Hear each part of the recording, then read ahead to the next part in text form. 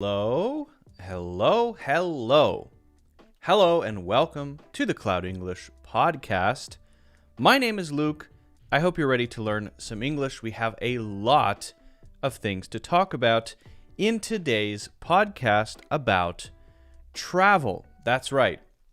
We're going to be talking about how you can handle specific travel situations, particularly how you can ask for things, request for things in, for example, a flight. You're on a flight, you're going somewhere, you have a question, you need help. How can you politely request things? How can you ask if things are available? We'll talk about that. We're also going to be going over a clip from a TV show, which is a travel show. So it's on theme, but we're going to be learning some words and phrases from that. And we'll also be looking at a very interesting way to use ChatGPT in regards to grammar. So I hope you're looking forward to that as well, and a few other things besides that. Okay, right at the top of the show, let's see. I am actually offering a special discount on my travel course. This is, how long is that course? I think it's about 7 hours. This is a course to teach you essentially how to handle pretty much any travel situation. And it goes through the whole process from deciding where to go and speaking with a travel agent and negotiating and stating priorities to then the actual process of traveling itself, getting to the airport, checking in, security, all that stuff, getting to the hotel, asking questions, getting help, meeting people, having conversations. All of that stuff is covered in the course. And it's pretty intensive. It's pretty in-depth. We can consider today's lesson on requests to be, let's call it a bit of a teaser. So check that out. That is 90% off right now. It won't be for forever. So those listening or watching later, you can check. It might be on sale.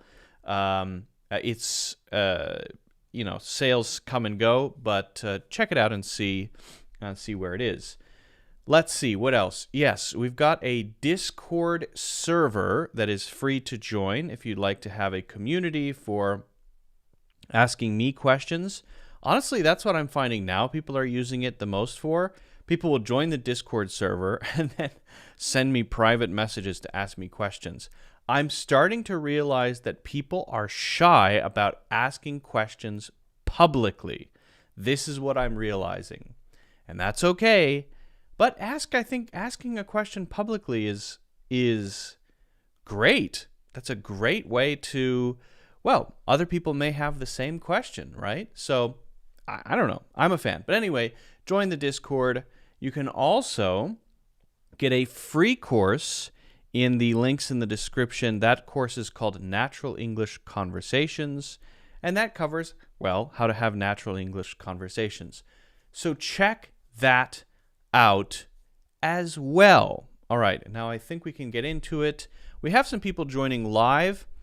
I'm loving to see that we have now close to an equal audience of people who like to watch and people who like to listen. So to those listeners out there, I will be making a deliberate effort to make sure that those of you who are just listening have a good experience. Meaning, if something visually happens that I'm talking about, I will do my best to try to describe it and explain it clearly so that you can just listen. Because honestly, I like to just listen to stuff too. And sometimes when podcasts are too visual, then you feel kind of left out, and I want to make sure that I'm accommodating that. So thank you to those who are listening, and to those watching, if you haven't already done so, if you're watching on YouTube or Facebook, hit the like button or the thumbs up button and subscribe or follow so that you can get notified about future podcasts if you want to watch live or later or whatever, and videos that I put out 2 to 3 times per week. Okay? That was quite a spiel. All right, so before we kick it off, I see a question here from Jerry, and Jerry says, what's the difference between a trip and a journey? And I think that's a really interesting question, Jerry. So generally speaking, and what the heck, I'll pop this up on the screen here. Generally speaking, the difference between these is in connotation, not denotation. Now, I suppose we could look up the dictionary definition, and there would probably be some variations or some differences in how these two words are defined. But when I say connotation, denotation, what I'm talking about is what people think of when they think of a trip and what people think of when they think of a journey. And so, broadly, we can say a trip is usually seen as an array of different ways to go somewhere and come back. And it covers a pretty broad set of going somewhere and coming back type of activities. It could be that you're just going to the supermarket, getting some frozen pizza, and coming back. In that case, you would say, I'm going to take a quick trip to the supermarket. But if you say, I'm going to take a trip to, I don't know, Switzerland, then that's going to be you going to Switzerland, probably enjoying yourself, staying in hotels, and coming back, right? But you could also take a business trip, and then maybe a business trip is just 3 hours away. You drive there, right? So it's a lot of different things, and it's really just focusing on not so much the experience side, it's focusing on the fact that you're going somewhere and you're coming back, whether it's the supermarket or Switzerland. Now, what about a journey then? So the connotation of a journey is a different focus. Yes, a journey can be going somewhere and coming back, but the emphasis of the journey is on your experience doing that. Now, could we say going to the supermarket, getting some frozen pizza, and coming back is a journey?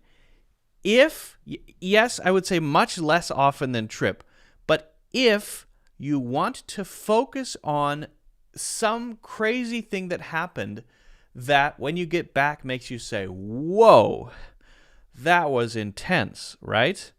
So maybe you get stuck in a 3-hour traffic jam on the way, or I don't know, a bunch of buffalo stampede the highway. I don't know. Something happens that makes it more of an experience. Then it could be possibly described as a journey. But less often. Trip is definitely more common for that sort of thing, right? We would normally say take a trip when we want to say take a vacation, when we want to say take a holiday. And we would describe journey as this thing that we participate in experientially, right, on an emotional level. An unexpected journey, a Hobbit's tale, right? The story of the Hobbit is also, I think the subtitle of it is An Unexpected Journey. Well, the journey part is about the personal growth, the struggles that you go through, right? And it's less about the physical movement from here to there, right? So could you go through an internal journey? Could you go through a journey that is actually not moving anywhere? Could you go on a journey in your living room? And the answer is absolutely yes, 100%. So you can describe, for example, something as a fitness journey, or you could describe something as a maybe you're trying to, I don't know, improve your English, right? My English learning journey. Well, there you could be doing all of it in your kitchen, right? Sitting on the floor with crayons. It's a journey because you're making progress, and it's about your experience doing that, okay? Now, trip possibly could be not actually going somewhere as well, but in a specific situation that I think we can leave aside for the moment. So that's generally the difference between a trip and a journey, and I hope that helps kind of clarify it a little bit. Speaking of trips, I'd like to share a memorable journey, and I'm going to call it a journey because it was a very profound experience. A memorable journey that I took quite a long time ago to Thailand. And this was the first time that I had traveled with Mushroom, who was my current wife. We were not married at the time. We had only been dating for a short period of time. And sort of as I suppose, a test of our relationship to see, hey, can we spend longer than 45 minutes together or 2 hours together? Can we spend 24 hours together? We decided to go to Thailand. We were both living in Asia at the time. And so we went to Chiang Mai, and we, did a lot of fun stuff there. We rented a motorbike. We saw some cool caves. But one of the things I wanted to do was really get out of the city, right? So we decided to book a couple nights in this, it was, I believe, called a resort. But it was this remote resort, and remote means extremely far away. And the only way to get there that we could figure out was the back of a truck. And so I thought, okay, that's weird that you have to get there in the back of a truck. Maybe this wasn't such a great idea, but we both decided it might be cool. I've heard they have elephants there. It's very beautiful. It's overlooking the sort of the rice fields, and it looks great from the pictures, right? So we got on this truck on the day we were supposed to leave, and it was an open truck. That meant the back was open, the sides were open, and we quickly realized as we exited the city, and Chiang Mai is not a huge city, to be honest. We quickly realized that as soon as you leave the cities, depending on the direction you're going, in certain places the roads are not good. So it quickly became extremely dusty. And when I say extremely dusty, I mean you could barely see out of the back of the truck. And as I said, it was completely open. So for 5 hours, we were in the back of this very old truck, which was completely open, covering our mouths and our faces with our clothes, right? Trying not to breathe the dirt in this sort of cloud of brown, essentially. And the bumps were so horrible that our spines were within minutes, just basically shattered, or they felt shattered. And we had to go through this for hours. It was the bumpiest, most horrible ride that I had ever taken. And what I was thinking throughout was, what have I done? I've decided that this would be cool, and I have convinced this girl who I've been dating for a couple months to go here with me, and based on the trip so far, or at least how bumpy and dirty it is, I'm skeptical about how nice the resort is going to be, right? This could be bad. What if we get there and it's just as bad as the truck? So that was my thinking at the time. And also, right, it was Songkran, which is the biggest holiday of the year in Thailand. And so every time we would stop, people would swarm the truck and throw water on us from the back because, as I said, it was open. They would dump water on us. They would throw water on us. They would spray us with super soakers, thinking, oh, this is funny. Meanwhile, my entire life is, in my laptop, and I'm trying to protect it from being destroyed by the water. So it's horrible, horrible, horrible, horrible. Sore joints, sore back, breathing in dust and dirt. Finally, we arrived at this place. And it was the opposite. It was scary at first because we came into this village, and the village was pretty rough. It's this very small, quaint village, but not sort of a nice little village, but like a very dilapidated, muddy, not very well taken care of. There is a big pig laying there with a sow, I think that's called, right? That's a big female pig, right? Laying there with a couple of piglets, and nobody was around. But then as soon as we walked into this one little building, this one door, it opened up to this beautiful resort. It was very small. It was pretty small. I think there were maybe 8 to 10 rooms.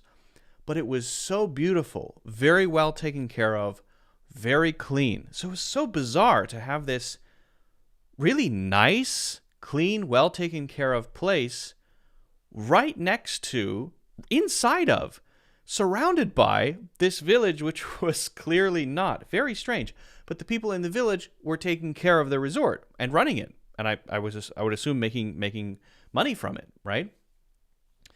And it was overlooking these beautiful rice fields. And we were so relieved to get there and have this contrast between the pain and suffering it took to get there and now being in this pristine, beautiful place, this place with a vista in front of a balcony overlooking the rice fields and the jungle. It was amazing. And so we ordered lunch, also very good. The villagers cooked the lunch, and there were some kids there, and they had never seen an iPad before, and I let them play with my iPad, and they immediately knew how to play it, which was amazing to see.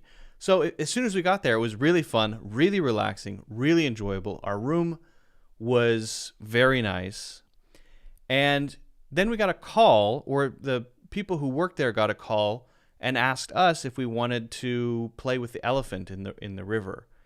And we thought, elephant in the river? Okay, sure, yeah, okay. There's an elephant? Great.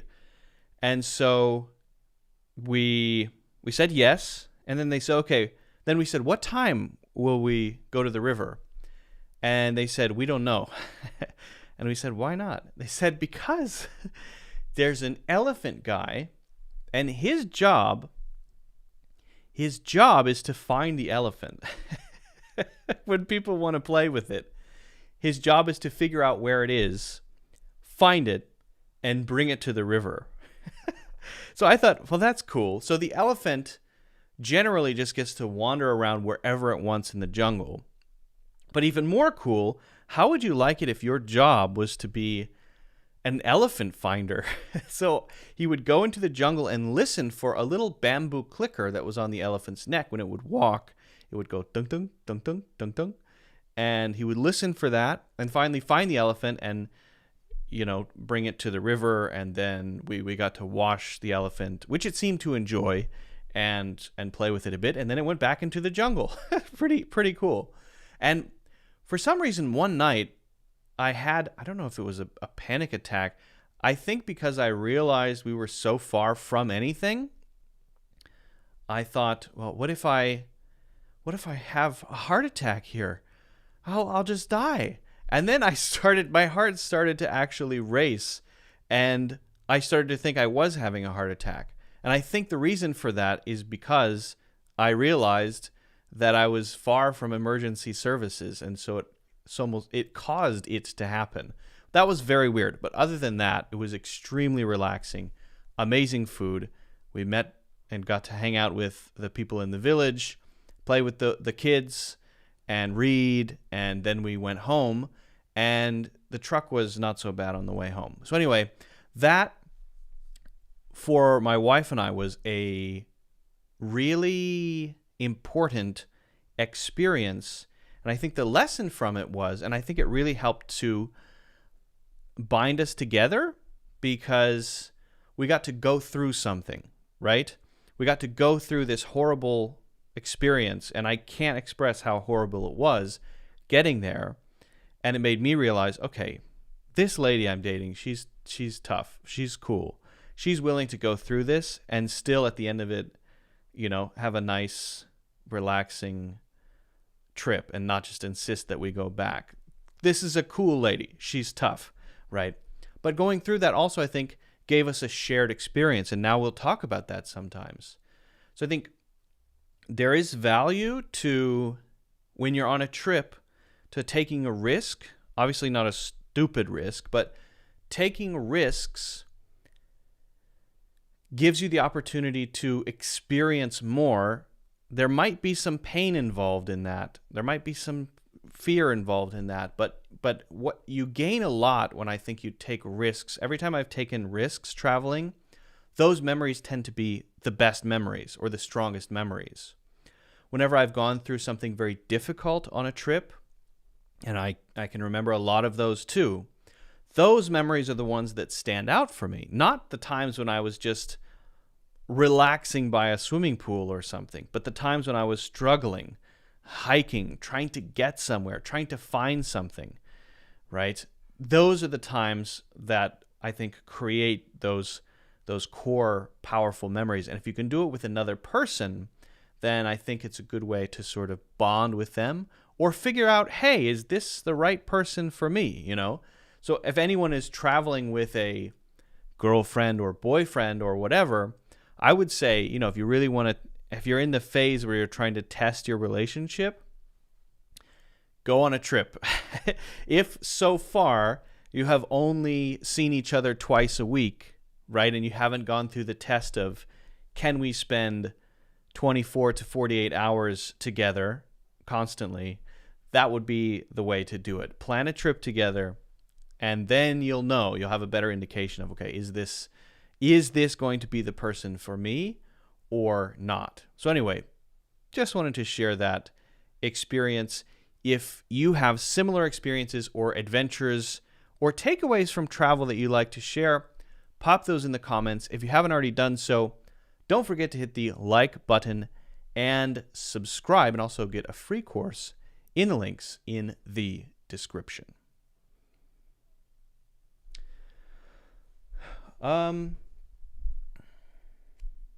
Yes, it's Ramadan. Yes. Depending on where you are, I suppose you may be having one experience or another.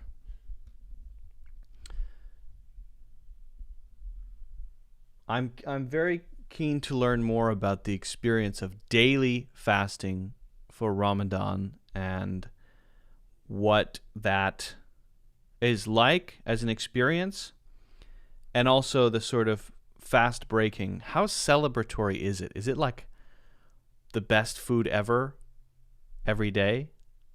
And does that make that food at the end of the day even better? I'm really curious. Okay. Social media YouTube expert with 3 years of experience in this field. Notice your website, but there's no YouTube channel. You say, commenting on YouTube. What is this guy? Oh, no, he's commenting on Facebook. That's why he's not seeing it. Yes, I have a YouTube channel. Having a YouTube channel for your website falls into professionalism. As a result, your website will be promoted through the channel. Overall, a YouTube channel can be a valuable addition to your website and digital marketing strategy. I would suggest do a little teeny little bit of research before sending that kind of email. Have a YouTube channel. It's not the world's largest, but you know, we're almost 130,000 subscribers. Not too shabby. I'm not drinking coffee today. I'm drinking, this is turmeric tea, turmeric and ginger, which is amazing. It's amazing. I love it. It's extremely bitter, but it's great. So soothing. Here's one thing. I must gripe. I have this cup. It's a Yeti cup, which is, you know, a nice brand of mug. And the idea of the Yeti cup is that it's very well insulated. So if you have a hot drink, you hold it in your hand, and also the ear of the mug as well. You hold it like that. If you have some metal, it's a metal cup. If you have some metal cups, that will make your hand feel quite hot. So on that front, it's nice, right? But there's a metal lip around it, and when you put your lip against it, it's actually very hot. Uncomfortably hot. So I have a gripe, which is you're going to make an insulated cup, which protects your hands, great, but the lip is, I feel like lips are even more sensitive than hands, right? So why would you not insulate the part where your lip touches it? Why would you have that be just metal, which conducts heat and is very hot? What? It doesn't make sense. All right. griping over. We're gonna be taking a look at a TV show clip now, and as I said, we're gonna be getting into Chat GPT English grammar analysis in a little bit, so stay tuned for that. If you have any questions about, if you're here live rather, and you have questions about English idioms, phrases, culture, grammar, pronunciation, whatever it may be, feel free to ask away. And also, I wanted to mention, if you want to get a big discount on my travel English course, that is in the links in the description. Depending on when you're watching or listening to this, it may or may not be active. So I don't want to guarantee that. But if you click on the link, regardless, it'll take you to the course. You can check it out. You can read the reviews. You can watch, or you can watch the first few lessons for free, actually. You can preview the course. And, if it's not on sale, then maybe wait for it to be on sale. Or don't. Pay full price. That's fine, too. That's fine as well. Okay. So let's now take a look at a clip from a TV show. The TV show is called... What the heck is the show called? It's called... Gordon Ramsay's Great Escape. We're going to look at a couple of idioms from the show. So before we do that, actually, let me put on my this so that I can, because I need to be able to hear it, right? I don't need to explain myself. Why do I have to explain everything? I don't. I'm doing this. All right, so let's hop over to that. Okay, here we go. So Gordon Ramsay, famous chef, did a show called Gordon Ramsay's Great Escape. Very good show, actually. I really enjoyed it. And he's basically learning cuisines from around the world. Southeast Asia. He goes to a lot of different places around the world. I think the ones in Asia are the most interesting. Here is in Vietnam. And what we're going to do is we're going to go through this short clip and we're going to pick out useful words and phrases. Okay? In context, we need to pay attention to the context. I always say this, but if you're not learning words and phrases in context, do you even know what they mean? Can you actually use them? Very important. All right, here we go. Let's get into it. Seahai's boat was the equivalent of a market cafe. And So obviously you might notice there the British accent. Okay, he's a British guy. You probably know that. Gordon Ramsay, he's pretty famous, right? Okay, let's start over. Seahai's boat was the equivalent of a market cafe. The equivalent of a market cafe. That means it's like that. It's another way to say that. We won't write that one down, though. And a soup recipe is the ultimate in fast food. But that we are going to listen to. Ultimate to in fast down. food. You hear that? The boat is the equivalent of a market cafe. And a soup recipe is the ultimate in fast food. Her soup recipe is the ultimate in fast food. Her soup recipe is the ultimate in fast food. So let's talk about the ultimate. If something is the ultimate in something, it is the gold standard, it is the best, it is the one that you should look to if you want to be really good, right? This is the ultimate in something. Now, sometimes ultimate is used by itself, right? That's the ultimate. That's the ultimate, without anything after it, right? But if you want to say the category after it, the ultimate in, right? Fast food in this case. The high-performance sports car provides the ultimate in speed. So what's the category? Speed.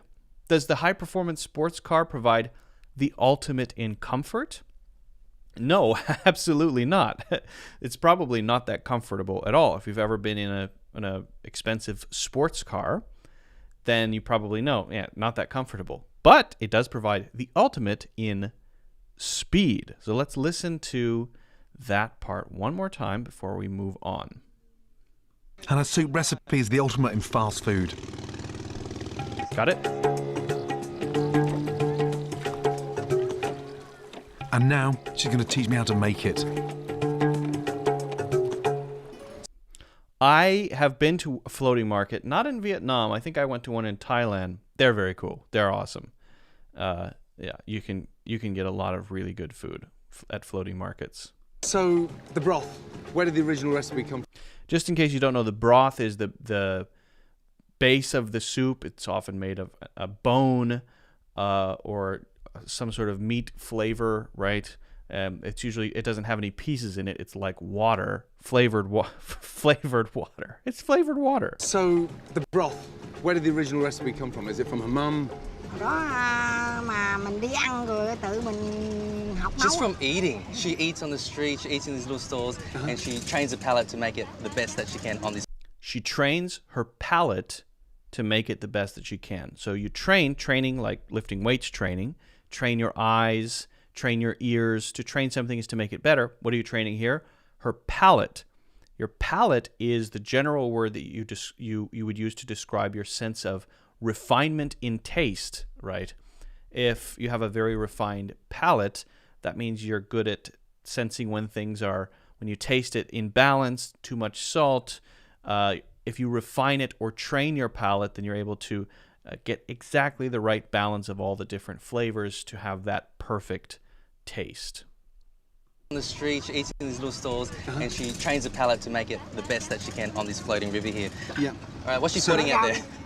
So that is the... So we've got banana blossom there, Yeah. bean sprout, Yeah. and then shredded water spinach stems. Yeah. And throw some vermicelli noodles behind you. Yeah. So here we just got some hot water, boiled Yeah. water. So just gonna be a lamb fat. Okay, so she cooks it very, very quickly. Now in Vietnamese cuisine, the clearer the broth, the better. Right. All right, now I want you to pay attention to that structure. I want to play it again. I want you to listen to that, the something, something, the better. See if you can catch that, and then we're going to talk about that, all right? And I'll put that up there. Listen to this part. Cooks it very, very quickly. Now in Vietnamese cuisine, the clearer the broth, the better. In Vietnamese cuisine, the clearer the broth, the better. This is an extremely useful structure in English. But let's just say the better. Now, usually we're going to have a comparative here, but it doesn't have to be an Here he says the clearer the broth. So you can have a comparative and then a thing. The smoother the better. The clearer the broth, the better. The thing that's stable is the, and then the better at the end. That's the stable thing, right? We could say, for example, the faster you go, the better. The faster you go, the better, right? Or maybe if you're talking about reading retention, for me, the slower I read, the better.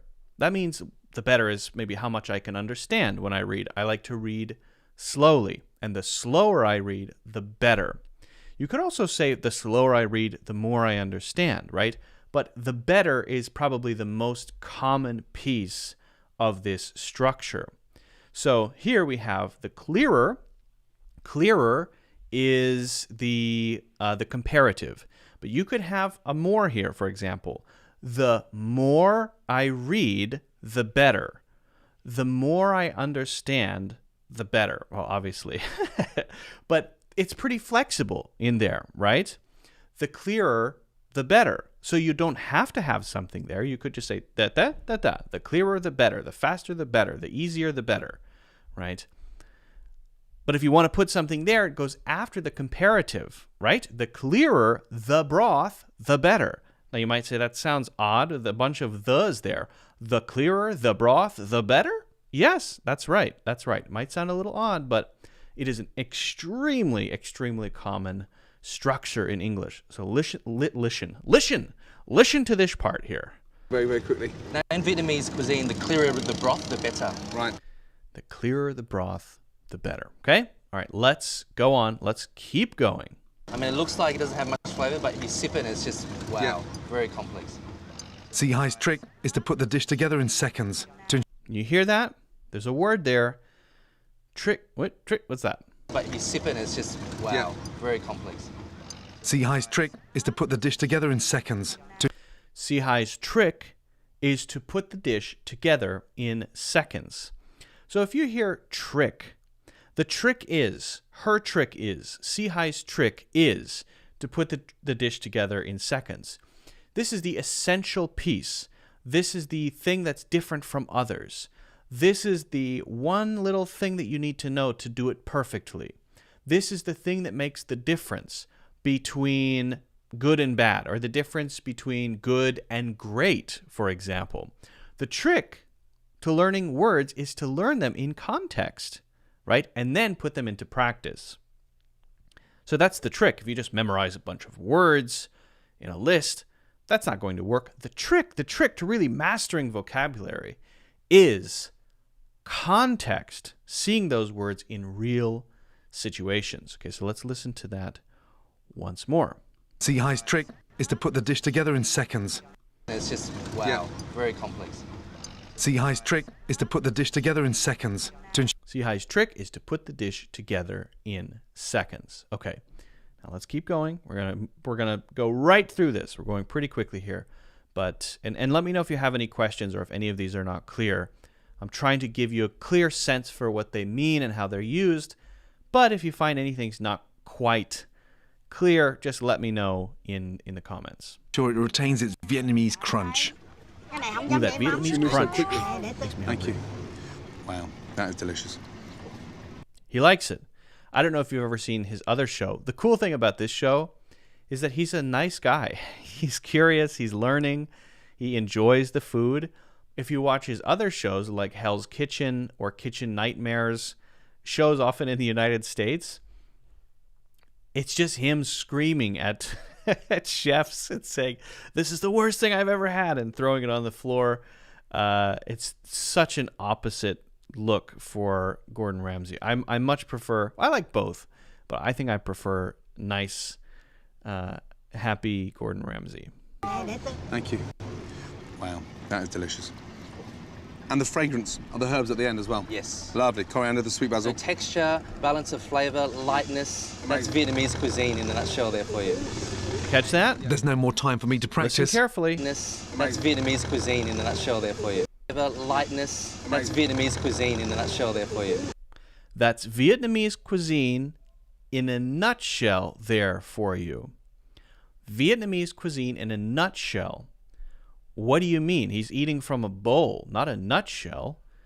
What's wrong with this man? Can't he see that Gordon is eating the soup from a bowl? Nutshells are too small to eat soup from, I would say. Yes, that's right. But that's not what nutshell means.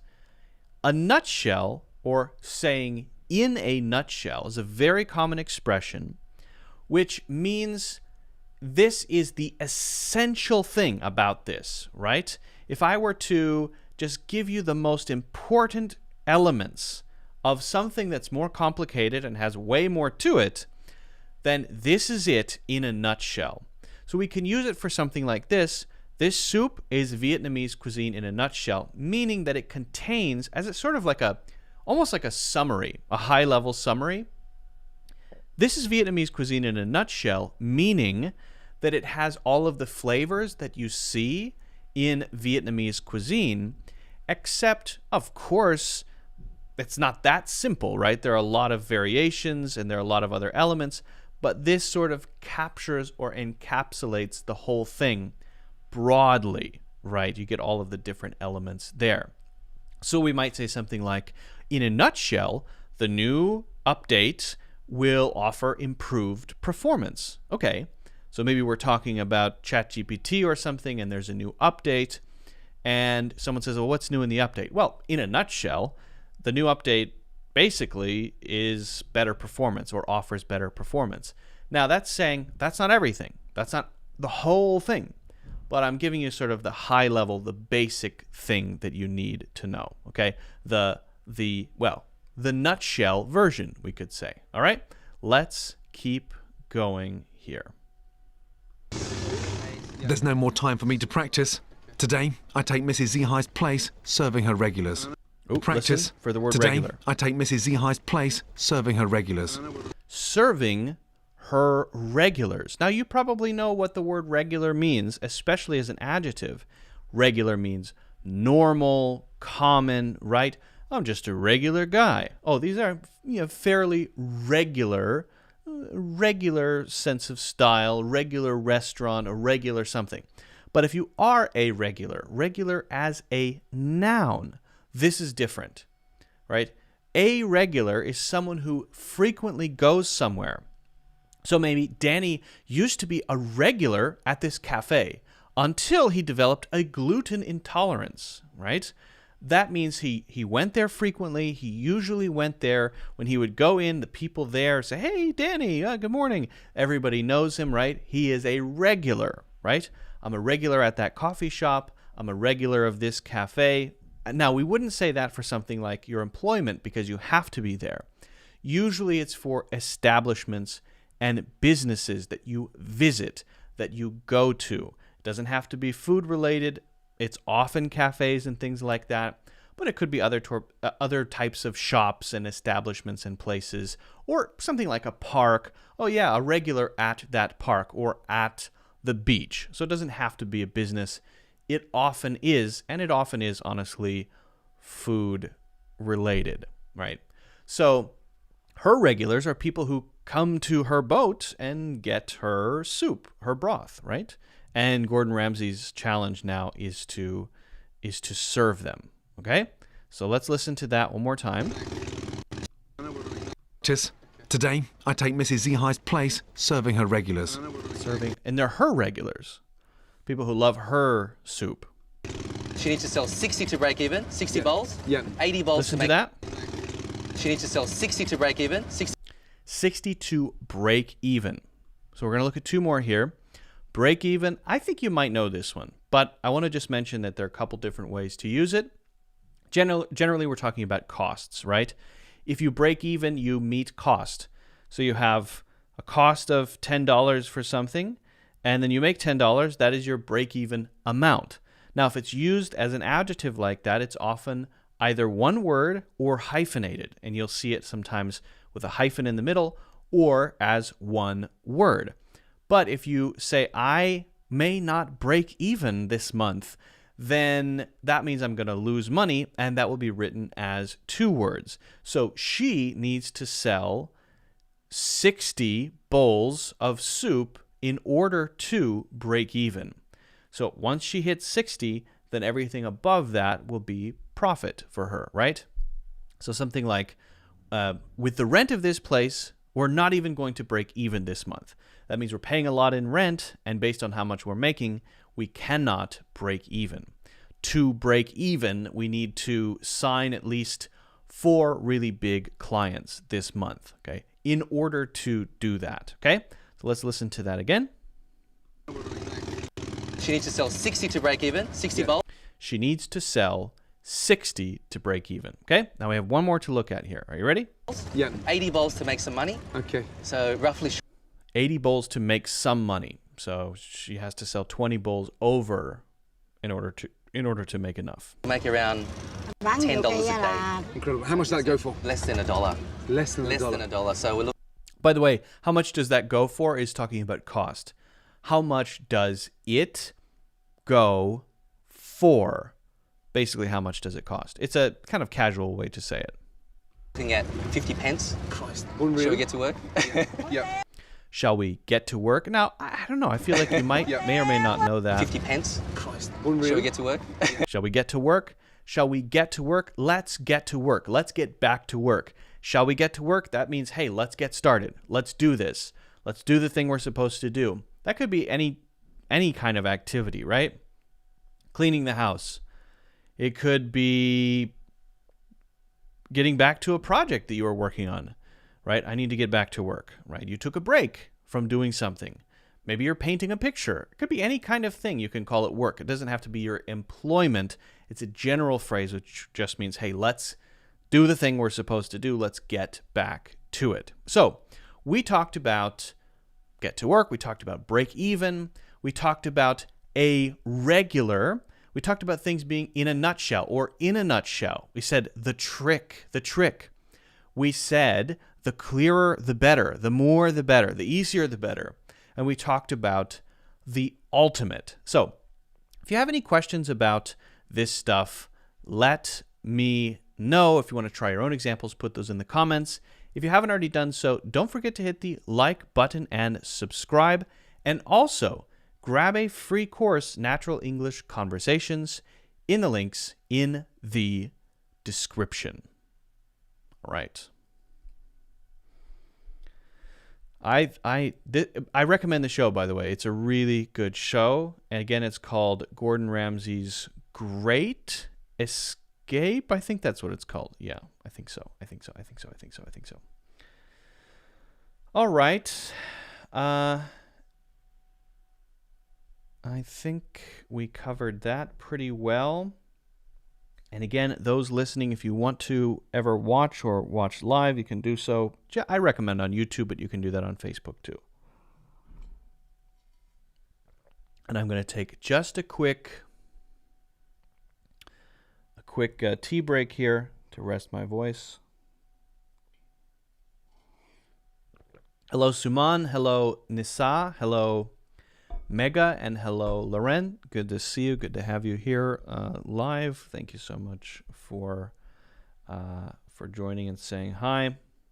It is not actually. It looks heavy, but it's not actually a heavy mug. It just looks very heavy. Okay. All right. So we're going to be getting into a travel topic.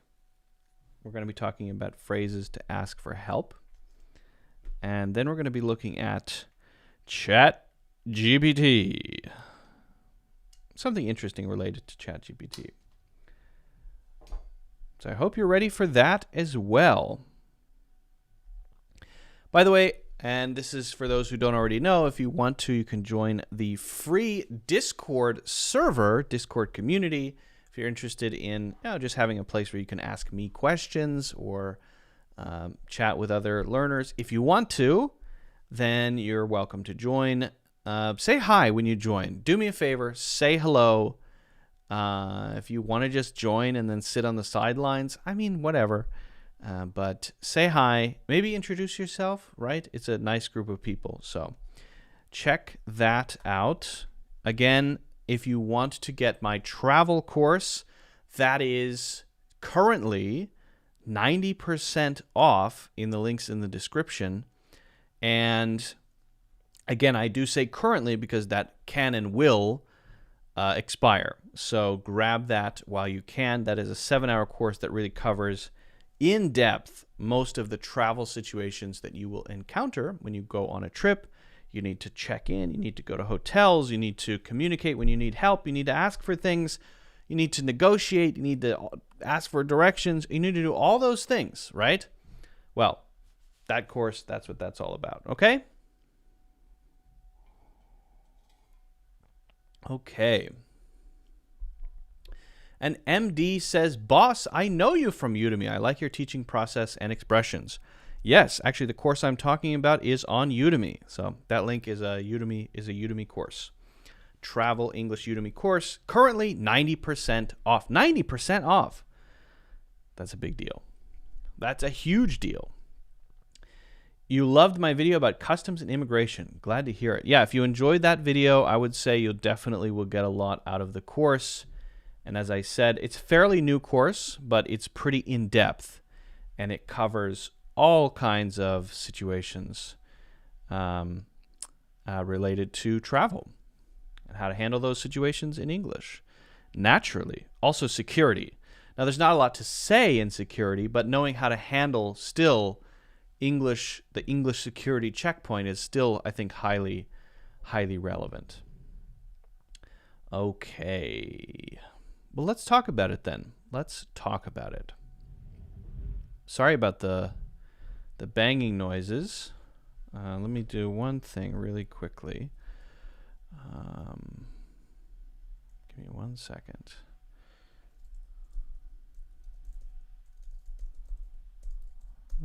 Just sending a quick text. Asking Mushroom to not do the banging noises right now. I think she's downstairs moving furniture around. It's very loud. Anyway. All right, so let's hop over to the Blackbird.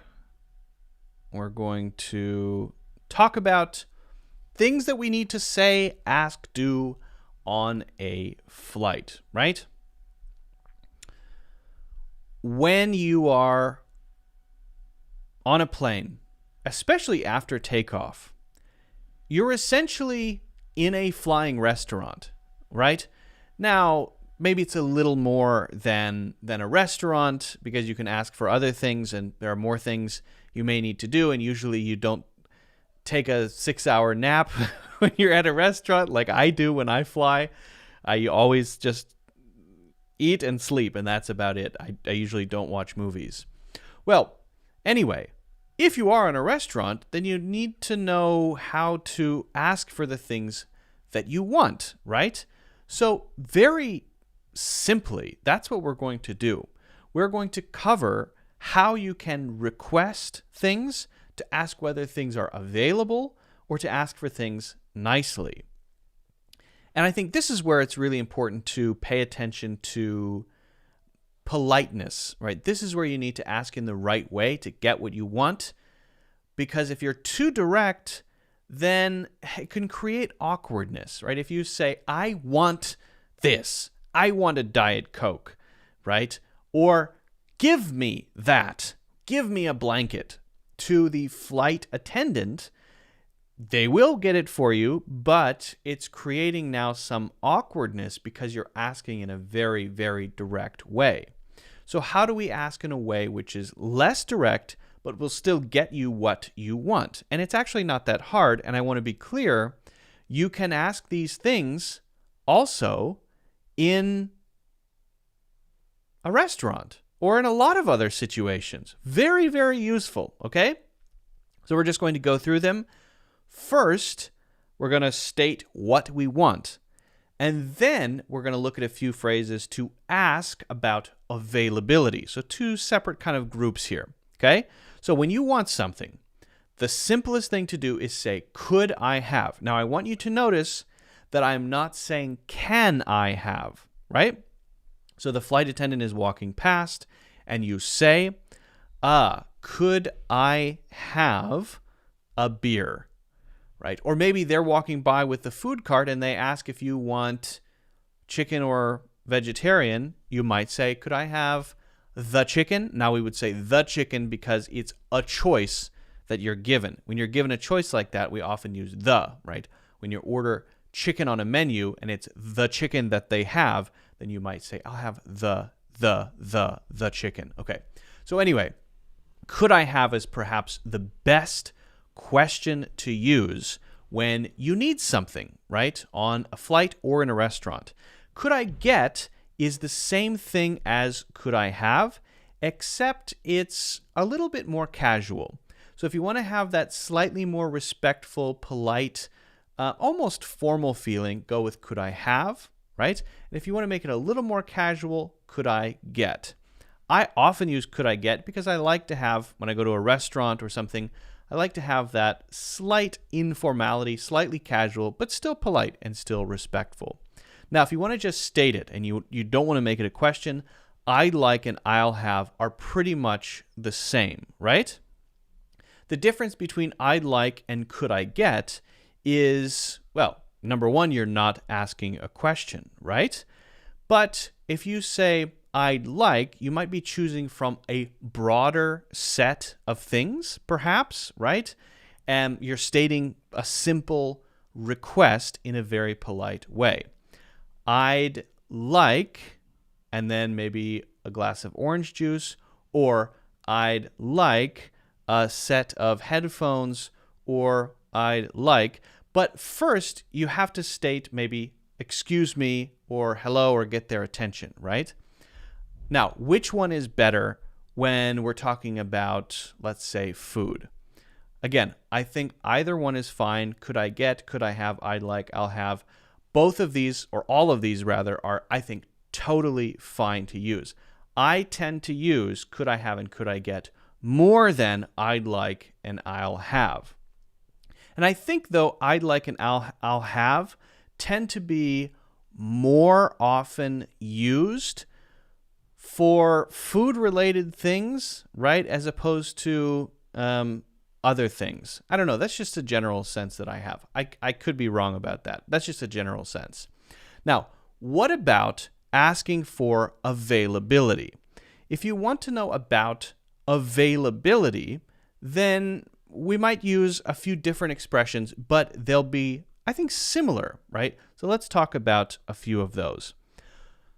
Do you have, and I'm wondering if you have. Do you have, and I'm wondering if you have. Now, these two, while they're asking the same thing, are quite different. Different because do you have is a little bit direct. Do you have this? Do you have that? Do you have Coke Zero? No, I'm afraid we don't have Coke Zero. Okay. I'll have a Diet Coke, right? It's a little direct. It could be seen as maybe too direct. Sometimes I think it's okay. I'm wondering if you have is definitely more polite. It's a little bit less direct, and I think it would be good if you want to make sure that you're being polite, right? How about, would you mind? Would it be possible? Do you think you could? This is when you are making a request for somebody to do something, okay? So you're on the flight, right? And you need them to do something, probably get you something, but it could be other types of requests too. Would you mind closing the overhead bin for me? I can't reach it if you're not maybe tall enough to close it. You can ask other people favors in this way too. So here you're making requests. You couldn't say, I'd like an overhead bin to be closed, right? That would be very strange. I'll have an overhead bin closed. No, that is for asking for things specifically. Would you mind closing is a request. Now you could say, would you mind bringing me a Diet Coke? But it's more general in terms of requesting that somebody do something for you, or general in terms of maybe allowing you to do something. For example, if you say, would it be possible for me to actually move up to the front row there because I'm feeling a little bit cramped here and I see that those seats are empty. Would it be possible? Now, would you mind is okay in that situation. I think would it be possible for me to move up a few rows would be a more natural way to say that specific request. I think would you mind closing the overhead bin is a better way to say that than would it be possible for you to close the overhead bin, not because one is more polite than the other, but because would it be possible for you to do this is just a lot longer, right, than would you mind doing this. I think would you mind is better when you're asking another person to do something for you. Now, if you want to be very polite, very respectful, you could also say, do you think you could? Do you think you could close that for me? Do you think you could maybe help me reach my bag? Do you think you could grab the umbrella I left by the door? Again, you're asking somebody to do something for you. So hopefully that gives you a few useful phrases that you can use. I want to be clear that these can be used very often in travel situations, at hotels, making requests at restaurants, on airplanes, of course, and in all kinds of other situations too. If you want to be polite to other people in general and ask other people to do things for you, or ask if other people have something available, even if they're not a waiter or waitress or flight attendant, these are still good, respectful phrases that you can use for requests and for asking things to be done. If you have any questions about these, please let me know. If you haven't already done so, don't forget to hit the like button and subscribe. And also, check out my free course, Natural English Conversations, in the links in the description. And if you want to learn more about travel English, you can check out my full course on travel English. That is also in the links in the description. All right. All right. I think we covered that pretty well. Hopefully those are clear, but if not, let me know. Let me know. Again, sorry about the noise. It is a little bit noisy. Is that noisy? Can you guys hear that? Is it very loud or not? I'm hearing I'm hearing the sounds of some kind of vacuum cleaner. You said you'll torture ChatGPT. I never said I would torture. Putting please in the front. Putting please in the front. Not just putting please in the front. It's not just like please give me that. I think even then it's better to say could you please instead of please give me a blanket. I still feel like that feels direct, right? But if you say could you please give me a blanket? Oh, that's so much. Oh, that's nice. That sounds good, right? You don't hear any background noise. Sound is perfect. Okay, good to hear. That's nice. I was hearing it, but good to know that you're not hearing it. Fantastic. I guess my microphone is pretty good at not noise cancellation, but it just picks up. This microphone is really good at picking up nearby sound and terrible at picking up sound even 1 foot away. If you listen, I'll move the microphone away. 1, 2, 3, 1, 2, 3, 1, 2, 3, 1, 2, 3, 1, 2, 3, 1, 2, 3, 1, 2, 3, 1, 2, 3, 1, 2, 3, 1, 2, 3. So you can hear the difference in, I mean, it's designed, this microphone is designed for being very close. I'm very into, recording stuff and audio and video equipment. So if anyone has any questions about that, let me know. This mic is called the SM7B. And if you're ever, getting serious about recording stuff and you want to actually do it long term, it's more expensive than a lot of other microphones out there, but it's also one that you're never going to have to think about again, right? It's just solid. It works perfectly. It doesn't have any issues. Yeah, it does take a little more work to set up, but it's great. It's a great mic. I love it. Is there a difference between could I have something and may I have something?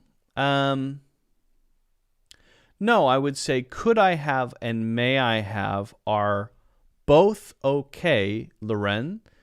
But I would also say that could I have is probably more common than may I have. That's just a sense that's just my general intuition. I don't have any hard data to show you on that, but I'm pretty sure could I is more common than may I. Again, I might be wrong on that. Okay. Another quick tea break. I've got to do it for the sake of my voice. I need it.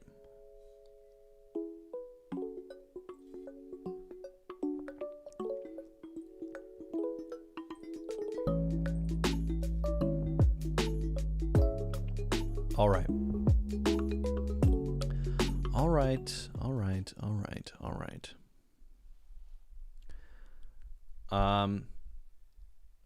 So let's talk about ChatGPT a little bit.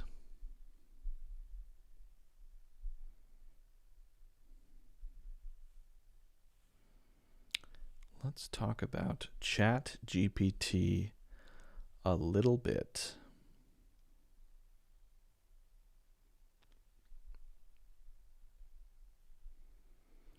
Let's hop over here, shall we?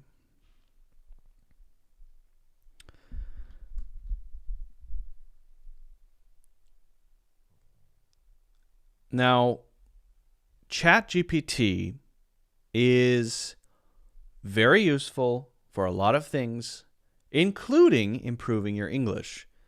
And you may have seen some of my other videos on the topic. I've talked about emails, using it as a general sort of English feedback teacher type roll, right? And I think one thing is important to note about ChatGPT. It's not perfect, and currently at least, it's not always 100% accurate. But the same thing can be said for Wikipedia. I remember when Wikipedia first came out, university professors, they would all say, just completely disregard it, don't even look at it. But over time, they started to sort of change their attitude in general. And now, a lot of people take Wikipedia very seriously, but still, there are inaccuracies. There are things that are not right. But that doesn't mean that then we should totally ignore it. So I think the same thing applies to ChatGPT and all of the AI tools that are coming out. Are they all perfect? No. Are they always correct? No. Are they useful? Yes, in the same way that Wikipedia is. So you use it for what it's good at with the knowledge that it may not be perfect. So then you need to make sure that you're supplementing that or doing more research, right? So what we're going to do today is we're going to look at a sentence or two, and, well, let's say one sentence, and we're going to try to understand it grammatically. Now, this is kind of a hardcore learning method here, what we're going to look at. This is when we want to understand the grammatical pieces that make up a sentence or a paragraph so that we can then maybe go look up all of those things or ask further questions. So here's what we're going to do. I'm going to give ChatGPT a prompt. The prompt is going to be, give me a full grammatical breakdown following the sentence, including the overall structure. So I want to know what makes up this sentence completely. And then I may ask follow-up questions to more deeply understand. I'm not saying it's super important to know the names of grammar, right? In fact, that can mislead you. It's more important to understand how it all fits together and gain an intuition of English grammar.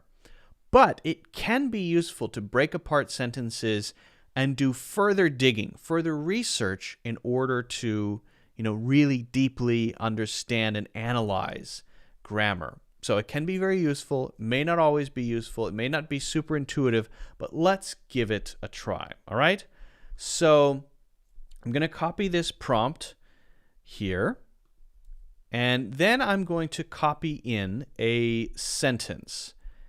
And the sentence, I just pulled it from somewhere, from something else. Anyway, the sentence is, Luke needs to find out, from the department of the bursar at the university he's about to attend, how he can get the scholarship money that he has qualified for. All right, so we have the example, and we have the prompt. So let's see what we get here. Something went wrong. All right, great. I'm going to copy this to make sure I have it. And let's hit refresh here. Let's hit refresh. Here we go. Let's give it another go. It's not letting me choose GPT-4. GPT-4 works pretty well, but it's not nearly as fast. Anyway, let's see here. Here we go. Overall structure, complex sentence. Subordinate clause or dependent clause. Those are the same thing, by the way. Main clause and independent clause. So Luke needs to find out from the department of the bursar at the university he's about to attend. That is the dependent clause. What does that mean? Well, we could dive into that and find out that what that means is it is not able to stand by itself as a complete sentence. Whereas an independent clause or a main clause can. So if you have an independent clause or a main clause, that means you could just say end, and it's a sentence. How he can get the scholarship money that he has qualified for. So if we make a change there, it could be an independent clause, but I'm not quite sure if that would be quite independent. But all right, let's see what else we get here. Full grammatical breakdown. Subjects, Luke, verbs, needs to find out how he can get. Okay, Objects, the scholarship money. So get the scholarship money. Okay, that makes sense. Compliments, from the department of the bursar at the university he's about to attend and that he is qualified for. So the difference between an object and a compliment is that a compliment is usually related to, well, if it's a subject compliment, it's related to the subject, but it may not be an object of the verb, right? Like, for example, you could say, I am hungry, or I am a dentist, and being a dentist is not the object of the verb exactly, because am is just stating the condition, right? So it's called a complement rather than the object. A modifier will tell you something more about another word or phrase. So modifier is preposition to indicating the university he's about to attend, and relative pronoun that introducing the adjective clause that he has qualified for. So a relative pronoun is one that adds information or is the beginning of adding information. Okay, so we've got a bit of a breakdown. Here's what I think so far on this one is that this one just, it's saying it is, right? But the how thing messes it up. He can get the scholarship money that he has qualified for. That would be a main clause. That would be an independent clause, but not with the how there. So anyway, I'm just curious. Let's see what happens if we do a regenerate again, and let's see if we get the same response. The sentence is a complex sentence consisting of independent clause and dependent clause. Okay, so it looks different with this one. Let's see if it's better or worse. Luke, proper noun, subject of the sentence. Needs, verb, present tense, agrees with the subject Luke. Yes, very good. Oh, this is actually better, I think. To find out, infinitive phrase functions as the verb complement and describes the action that Luke needs to do. How? Subordinated conjunction.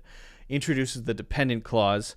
Okay, he, pronoun, subject of the dependent clause, can get. Verb phrase. Okay, future modal can and the main verb get. This is actually a lot better. He's about to attend. Relative clause modifies the noun university, specifies which university Luke is referring to. Is that even right? I would have to think about that. I'm trying to... Is that right? Oh, yeah, that is right. Because there's an implied that there. You would say that he's about to attend. Yeah, that's correct. That is a relative clause. So relative clause adds information to something, and in this case, adding information to the noun university and specifies which university Luke is referring to. So that's actually very good. So I think actually the first one, the breakdown was okay, but it was kind of just labeling things. This one is giving me the labels, but giving it to me by word or by, let's say, by phrase. And I think that is more useful and a little bit more interesting. Yeah, absolutely. From the department of the bursar, prepositional phrase describes the location where Luke needs to obtain the information from. Also makes sense. A prepositional phrase starts with a preposition and gives you something about where it is, the position. Well, as it says, describes the location where Luke needs to obtain the information from. So I think this second response could be a useful way to then start diving into each of these if you want to understand them and learn more about them and practice your own patterns, and could be a good starting point. Again, not the final answer, not the ultimate source of knowledge, not always perfect, as we saw with the independent clause in the first response, but a really interesting starting point. Now, what if I have some questions about these? What if I say, okay, can you explain what a coordinating conjunction is and give me some examples? All right, let's see what we get here. So now I start diving into these a little bit further in a bit more depth, and let's see what we get here. Come on, GPT, you can do it. Here we go. Yes, of course. A coordinating conjunction is a type of conjunction that connects two or more words, phrases, or clauses that are grammatically equal or of the same type. It's called coordinating because it coordinates or combines two or more elements of equal importance in a sentence. Coordinating conjunctions are usually used to join words, phrases, or clauses that have similar grammatical... Why are you repeating yourself so much? ChatGPT, I got it the first time. 4, used to indicate a reason or explanation. John couldn't come to the party for he had to work late. Well, that's very old-fashioned and formal. And used to add more information or to connect similar ideas. I love reading books and watching movies. Nor used to connect two negative ideas. He neither reads nor writes English, but used to introduce a contrast or exception. She is smart, but she can be lazy sometimes. Or used to present alternatives or choices. Example, you can have tea or coffee. Is that one really offering to equal? Well, I suppose so. Yeah, I suppose so. I mean, or is a coordinating conjunction, but there it's used more in its list function, right? Because if we had 3 things, it would be you can have tea, orange juice, or coffee. And in that case, I'm not sure if that's setting them up as, what did it call them above? Grammatically equal, because there we're just sort of creating a list of 3 things and giving different alternatives. Anyway, I think it's a pretty good, again, a good starting point and a good way to understand more about that specific thing. So then you could dive into each one of those. Always ask for examples and always, do your own research separately. Use it as a jumping off point. Dig deeper. Don't just say, okay, now I understand 100%. Use it as sort of a, that's useful, I understand more about it, that helps me see the bigger picture, that helps me gain a deeper understanding, right? But then, always in the back of your mind, just like when you read a Wikipedia page, say to yourself, nobody's always perfect, right? Nothing's perfect. But things don't have to be perfect all the time to be useful, right? So try this out. Let me know if you can get the same type of response. Like I did, you might need to hit regenerate once or twice, or try rephrasing it. And if you do, let me know if you can come up with an even better prompt that gets even better results, okay? If you haven't already done so, don't forget to hit the like button and subscribe. Also, you can get a free course, Natural English Conversations, in the links in the description. Okay. Lauren says, I'm so sad I have to leave. Thanks again for your live. See you later. See you later, Lauren. Thank you so much for joining. Do you use ChatGPT to build your courses? I have never used ChatGPT to build a course thus far, ever. I find to create stuff, it has to start from... Here's what I'm finding with working with... I've tried, Bing. I've played around with Bard. I have not yet tried Facebook's. And obviously I've been using a lot of ChatGPT and GPT-4. And what I'm finding is that actually these things are not good at pure generation from scratch. So if you say, write a blog for me about tinnitus, then it's not going to be very good generally. So what I'm finding is that it's good at building things around human ideas that are actually insightful and interesting and useful, but not so good at coming up with those ideas itself. So, for example, if you want 3 examples to understand a phrase, you need to give it the phrase and say what you want from those 3 examples, and then it might give you a good response. But if you're too generic with that, it might not be very interesting or very useful.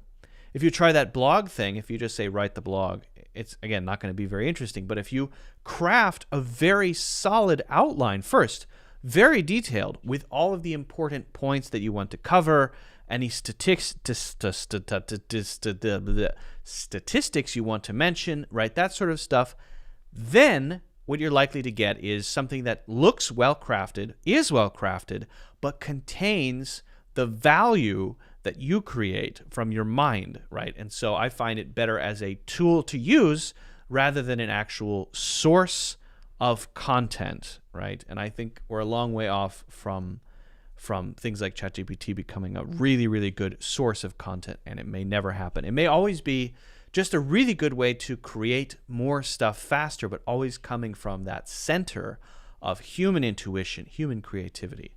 At least that's one possibility. Or perhaps we're heading into a dystopia that will cascade into the end of the world. It's possible. It's possible. Okay. Well, that's basically all I have for today. Thank you all so much for joining. I appreciate it. It's very good to have you all here live. Those of you who have joined live, fantastic. Those listening or watching later, hello. Thank you for joining. Thank you for watching and listening. You're welcome to join every Friday at an unspecified time. Unfortunately, I'm not super reliable on the time on Friday, but it is always Friday. I can say that. If there are any topics you'd like me to cover in the future, just let me know. If you have any questions about what we talked about today, awesome. Ask away. Pop those in the comments. Those listening, if you wouldn't mind, hit like or follow or 5 stars on Apple Podcasts. If you're watching and you want to listen, you can check out the audio. That's in the link in the description. If you haven't already done so, you can get 90% off for a limited time, over 90% off on my course about travel English. I think it's 90. Anyway, it's the full discount. Travel English course, that's in the link in the description. And you can grab the free course as well, Natural English Conversations. And join the Discord. That's free to do. It's an English learning community, and that's a pretty cool place to chat and ask me questions. If you want to interact with me, that's definitely the place to do it. Anything else? Is there anything else? No, I don't think so. All right, everyone. We'll have a safe, enjoyable, fun weekend. Hope you do something interesting. I will try to. I think I might go bowling again. We'll see. We'll see. All right. Well, that's all for me. Have a good one, and I'll see you in the next one. Bye, everybody.